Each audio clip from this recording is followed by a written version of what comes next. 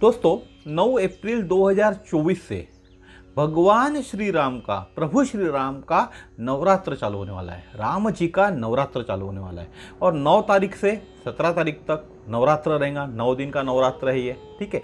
17 तारीख तक रहेगा। 9, 10, 11, 12, 13, 14, 15, 16, 17 9 दिन होते हैं। 17 तारीख को रामनवमी है। तो इन 9 दिनों के अंदर में भगवान श्री राम का स्तुति के लिए एक राम रक्षा करके स्तोत्र है, इसको सिद्ध कर सकते हैं। तो इसको सिद्ध कैसे करना, इसको सिद्ध करने के बहुत सारे वीडियो आपने सोशल मीडिया पे देखे होंगे। कोई कहता है 7 बार बोलो, कोई कहता है 9 बार बोलो, कोई कहता है कि 11 बार राम रक्षा बोलना चाहिए तो वह सिद्ध होती है। तो आज के वीडियो में मैं आपको राम रक्षा सिद्ध कैसे करते यह बताने वाला हूँ। और यह एक गुरु ने शिष्य को बताया था। एक गुरु ने शिष्य को बताया था कि कैसे राम रक्षा को सिद्ध कर सकते, उसके लिए क्या नियम है, क्या फॉलो करना पड़ेगा। जब आप राम रक्षा सिद्ध करने बैठोगे तो कुछ चीज़ों को आपको फॉलो करना पड़ेगा। तो क्या करना पड़ेगा, कौन से नियम पालन करने पड़ेंगे, ये सब आपको आज के वीडियो में देखने के लिए मिलने वाले।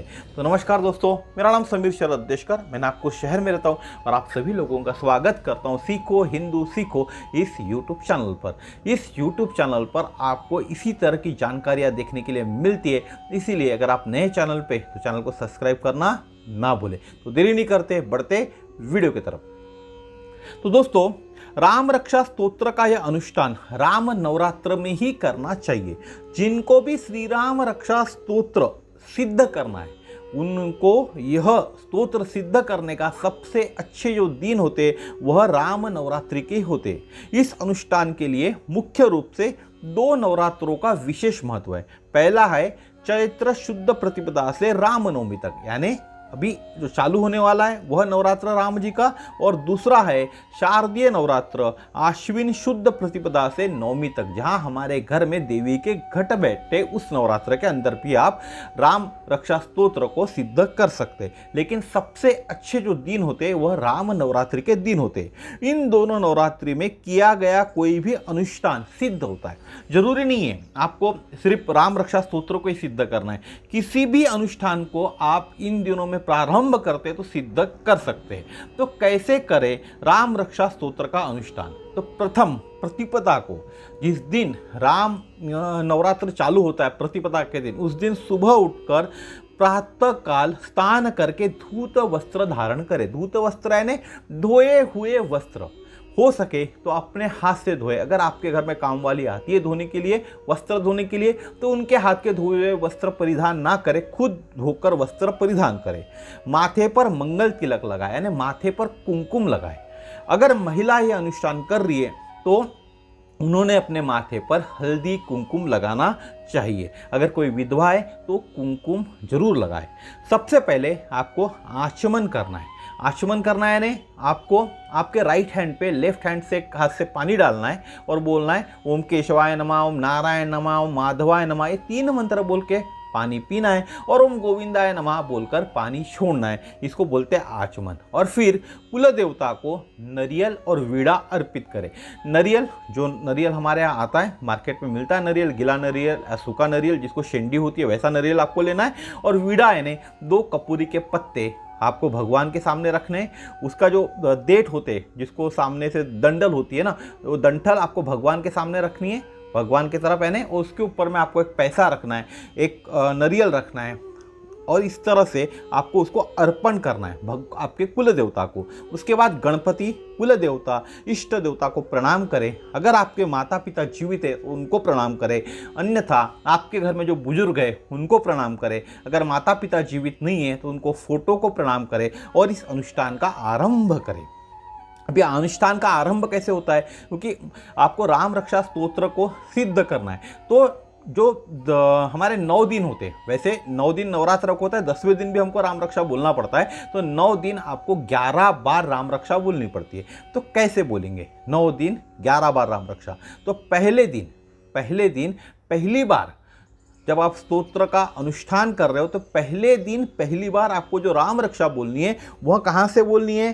श्री गणेशाय नमः अस्य श्री राम रक्षा स्तोत्र मंत्रस्य बुध कौशिक ऋषि श्री सीता रामचंद्रो देवता अनुष्टुप छंदः सीता शक्ति श्रीमद् हनुमान कीलकम श्री रामचंद्र प्रीत्यर्थम राम रक्षा स्तोत्र मंत्र जपे विनियोगः अत ध्यानम न्यायदाजानुभावं तुतशरधनुष्यं बद्धपद्मासनस्थं पीतं वासोवसानं नवकमलदल स्पर्धिनेत्रं प्रसन्नं वामान्कारुडसीता मुखकमलमिलल लोचनं नीरधामं नानालङ्कारजितं दधतमृजटां मंडनम रामचंद्रम इति ध्यानम।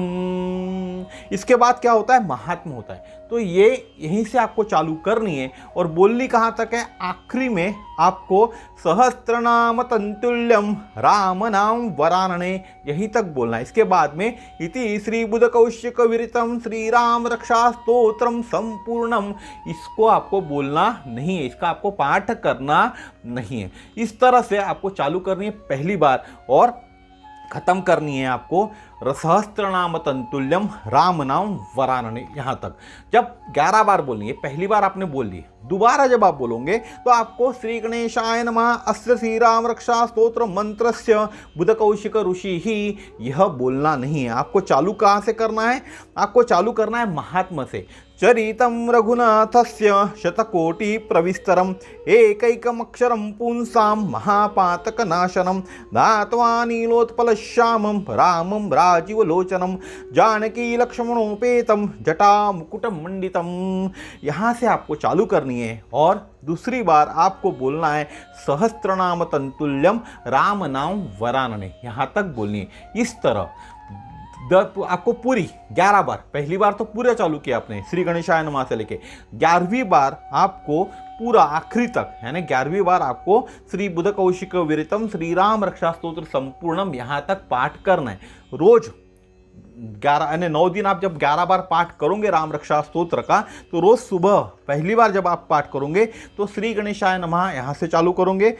दूसरी बार जब आप बोलोगे श्री गणेशाय नमः से चालू करके आपको सहस्त्रनाम तंतुल्यम राम नाम वरानने यहाँ तक बोलना है। और दोबारा जब आप बोलोगे तो चरितम रघुनाथस्य यहाँ से चालू करके सहस्त्रनाम तंतुल्यम राम नाम वरानने यहाँ तक बोलना है। और आखिरी बार 11वीं बार आपको इति श्री बुध कौशिक विरितम श्री राम रक्षा स्तोत्र संपूर्णम यहाँ तक आपको राम रक्षा का पाठ करना है।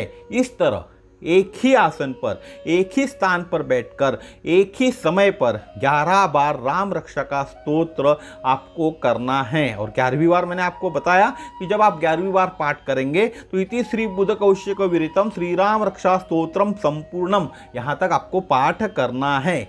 इस प्रकार राम रक्षा को सिद्ध करने के लिए 9 दिनों तक प्रतिदिन 11 बार राम रक्षा का आपको पाठ करना है। 9 दिन 11 बार आपको राम रक्षा का पाठ करना है। अब 9 दिन के अंदर में नवरात्र तो खत्म हो गया, लेकिन आपका अनुष्ठान अभी खत्म नहीं हुआ। 10वें दिन जब नवरात्र के 9 दिन खत्म हो जाते हैं, रामनवमी हो गई है, 10वें दिन रामनवमी के बाद का जो दिन आता है उसके दिन आपको एक बार संपूर्ण राम रक्षा का पाठ करना चाहिए। संपूर्ण राम रक्षा का एक ही बार पाठ करना है। इसके पहले आपने 11 बार पाठ किए थे। आखिरी दिन यानी 10वें दिन, 9 दिन होने के बाद 10वां दिन आता है, उस दिन आपको पूरा पाठ श्री गणेशाय नमः अस्य श्री राम रक्षा स्तोत्र मंत्र से लेके इति श्री बुध कौशिक विरितम श्री राम रक्षा स्तोत्र संपूर्णम तक पाठ करना है। 10वें दिन सिर्फ एक ही बार पाठ करना है। और ब्राह्मण को भोजन और यथाशक्ति दक्षिणा और वस्त्र दान में देना चाहिए। अगर आपकी बात करूँ मैं, फाइनेंशियल स्टेटस अच्छी होंगी, कंडीशन अच्छी होंगी, तो जो भी आप वस्त्र दे सकते हैं, जितना महंगा वस्त्र दे सकते हैं उतना महंगा वस्त्र दीजिए, अच्छा भोजन दान में दीजिए ब्राह्मण को। अगर आपकी शक्ति नहीं है, पैसे से कमज़ोर है, तो जो भी आप दे सकते हैं वैसा भोजन और वस्त्र आपको ब्राह्मण को दान देना चाहिए। एक बात का आपको विशेष ख्याल रखना है, इन 10 दिनों के अंदर में आपको आपके स्थान, आपका आसन और आपका समय नहीं बदलना है। आपने पहले दिन जिस समय, जिस आसन पर बैठकर, जिस स्थान पर बैठकर राम रक्षा स्तोत्र का पाठ करना चालू किया, उसी स्थान पर, उसी समय, उसी आसन पर बैठकर 10 दिन आपको राम रक्षा स्तोत्र मंत्र का पाठ करना है। राम नवरात्रि में भी इसी प्रकार राम रक्षा स्तोत्र का आपको अनुष्ठान करना चाहिए। यह अनुष्ठान आपको मैंने 2 बार आप साल में कर सकते हो यह बताया। जब राम रक्षा सिद्ध हो जाती है, आपका एक सवाल होगा कि भाई मैंने राम रक्षा का पाठ किया, अब राम रक्षा सिद्ध हुई, ये मेरे को कैसे पता चलेगा? तो जब राम रक्षा सिद्ध हो जाती है तो आपके चारों ओर राम रक्षा का एक घेरा बन जाता है, एक चक्र बन जाता है, एक सुरक्षा कवच बन जाता है। दुर्घटना में भी शरीर आपका कैसा रहता है? सुरक्षित रहता है, किसी भी तरह की बाधा नहीं आती। अनुष्ठान सिद्ध होने के बाद प्रतिदिन सुबह शाम राम रक्षा का पाठ करना चाहिए। अगर संभव हो, आपके पास समय है तो 11 बार पाठ करें, समय नहीं है तो रोज 1 बार सुबह 1 बार शाम को आपको राम रक्षा का पाठ करना ही है। अनुष्ठान सिद्ध होने के बाद भी अगर किसी छोटे बच्ची को नज़र लग जाए, आपके घर में है, आपके आजू बाजू में रहता है, तो उस दिन आपको क्या करना है? भगवान के सामने आप नहा ले, धो ले, हाथ पैर धो ले, अच्छे वस्त्र पहन ले, धूत वस्त्र पहन ले और भगवान के सामने अगरबत्ती जलाए और 1 बार राम रक्षा का पाठ करे। और फिर जो अगरबत्ती जलने के बाद जो विभूति बचती है उसको बच्चे के माथे पे लगा दे। ऐसा करने से उस बच्चे की नज़र उतर जाती है। जब अनुष्ठान चल रहा है, आप 10 दिन का आप अनुष्ठान कर रहे हो, तो उस दिन जब आप 11 बार राम रक्षा स्तोत्र का पाठ होता है तब आप किसी से बातचीत ना करें। होता है ना, जब हम अनुष्ठान कर रहे हैं तो हमको डिस्टर्बेंस होता है, किसी ना किसी तरह से कोई बुरी शक्तियाँ होती है, वो डिस्टर्ब करने की कोशिश करते हैं हमको। हो सकता है कोई ऐसा इमरजेंसी आ जाए तो भी आपको बातचीत नहीं करनी है। आप चाहे आपकी जो वाइफ है वो आपसे बात करने की कोशिश करे, आपके बच्चे बात करने की कोशिश करें, कोई भी इमरजेंसी कॉल आ जाए तो आपको बातचीत नहीं करना है। आप आपका फ़ोन साइलेंट पर रख दें। अनुष्ठान के दौरान किसी भी तरह का अन्न का सेवन ना करें। बहुत से लोग ऐसे होते हैं जिनको भूख लगती है, भूख सहन नहीं होती, तो कुछ अन्न का सेवन भी करते, तो अन्न का सेवन भी नहीं करना है। पानी जरूर पी सकते हैं, 1-1 घुट 2-2 घुट आप पानी जरूर पिए, क्योंकि 1 से 1.5 घंटा आपको लगना है 11 बार राम रक्षा बोलने के लिए। अनुष्ठान के 10 दिनों तक अभक्ष्य भक्षण, शराब, मांस, प्याज, लहसुन का सेवन भी ना करें। अपने पूरे परिवार में भी नहीं करना चाहिए आपको। इन 10 दिनों तक अभक्ष्य भक्षण, शराब, मांस, प्याज और लहसुन का सेवन नहीं करना है। 9 दिनों तक, वैसे तो 10 दिन बोल रहा हूँ क्योंकि 10 दिन तो 10वें दिन आपका अनुष्ठान खत्म हो जाएगा, लेकिन 9 दिनों तक आपको व्रतस्थ रहे, ब्रह्मचर्य का पालन करें, 9 दिनों तक उपवास करना चाहिए अगर संभव हो तो। अगर आपको संभव नहीं है तो आप आपके घर में जो सब्जी रोटी बनती है उसको आप एज ए प्रसाद करके उसको आप ग्रहण कर सकते हैं। लेकिन अब जब इन 10 दिनों तक अगर आप उपवास नहीं कर सकते तो आपको अगर सब्जी रोटी खाना है तो जब आप रोटी बनाओगे तो रोटी बनाते वक्त पानी की रोटी आपको नहीं बनानी है, दूध डालकर आटा मलना है आपको, उसकी रोटी आपको बनाना है। और सब्जी जो बनेगी बिना पानी वाली सब्जी का सेवन करना है आपको। चावल के बगैर आपको होता नहीं है, तो चावल भी आप जब बनाओगे तो बिना पानी, जैसे हम कुकर में बनाते हैं वैसे चावल नहीं बनाना है आपको। पहले आपको चावल को फ्राई कर लेना है नॉर्मल कढ़ाई के अंदर में, जैसे फ्राई करते हैं हम, भून लेते चावल को, उसके बाद कढ़ाई के अंदर ही चावल आपको पकाना है। उस तरह का चावल आप खा सकते हो। इस तरह से आपको 9 दिनों तक ये सब चीज़ें इन सब चीज़ों का पालन करना चाहिए और आपका आचरण भी सात्विक रहना चाहिए। छल कपट से आपको दूर रहना चाहिए। राम रक्षा को सिद्ध करने से सभी प्रकार की जो भी मनोकामनाएं वह पूरी हो जाती है। और एक मंत्र है, श्री राम जय जय राम, श्री राम जय जय राम, श्री राम जय जय राम, श्री राम जय राम। इस महामंत्र का हो सके उतना आप जाप करें। अगर आप राम रक्षा नहीं बोल पाते तो इन 9 दिनों के अंदर में, इस नवरात्र के अंदर में श्री राम जय जय राम इस महामंत्र का हो सके उतना आप जाप करें। और जाप आपको लिख कर करना है, गिन कर करना है। बिना लिख कर बिना गिन कर जाप करने से जाप फलित नहीं होता। तो दोस्तों आज का वीडियो यहीं तक था। मैंने आपको बताया कि राम रक्षा को सिद्ध कैसे कर सकते, और ये तरीका एक साधु ने, एक गुरु ने एक शिष्य को बताया, वही तरीका मैंने आपको आज के वीडियो में बताया।